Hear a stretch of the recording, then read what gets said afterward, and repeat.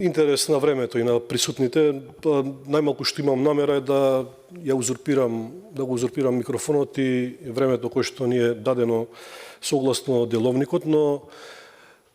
ако зборуваме за процедуралните забелешки и она што се вика говор, еве ќе ве запрашам што друго треба да работи законодавно-правната комисија ако не се занимава со процедурата и законодавниот процес при донесување на одреден акт.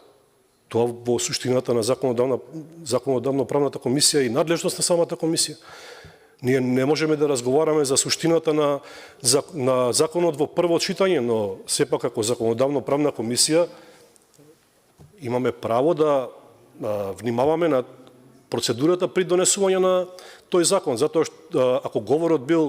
мојот говор бил дел испреплетен со процедурална забелешка и суштинска во однос на потребата од донесување на законот, сметам дека и е во ред и е соодветно место на законодавно-правната комисија и воопшто не е злоупотреба, како што вие нарековте, на правото на збор. Значи, вие кажавте дека сум го злоупотребил, а сметам дека во најмала рака е конструктивно беше процедуралниот дел од говорот и суштинскиот дел кој што се однесуваше на потребата од донесување на законот. Токму и во таа насока е расправата која што ја водиме тука на законодавно-правната комисија во неколку наврати и за која што упорно некако се избегнува и не можам да разберам јас пак вас што ви е целта на одржувањето на овие комисии. Да бидеме неми сведоци на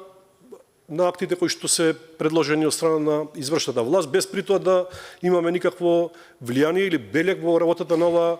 комисија. Едноставно, се што ќе дојде овдека, треба да се аминува и да помине, освен ако не се работи за интересот на граѓаните, како што беше случајот со одбиениот амандман за зголемување на платите на вработените во јавниот сектор. Сметам дека токму е ова надлежноста на законодавно-правната комисија да внимава на тоа каде се упатуваат актите, во која постапка се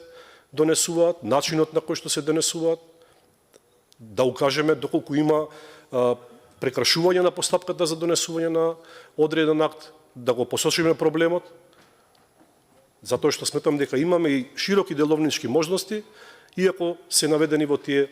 10 надлежности на комисијата. Тоа во голем дел зависи и од вас како претседател на оваа комисија,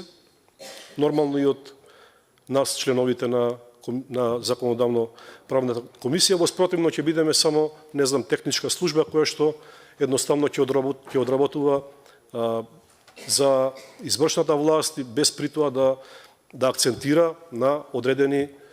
пропусти кои што ги има самата процедура. Од тука сметам на крајот дека воопшто не сум ја злоупотребил процедурата и правото на збор и сметам дека сето ова што до сега го зборуваме е конструктивно и така треба да биде прифатено од ваша страна. Ви благодарам.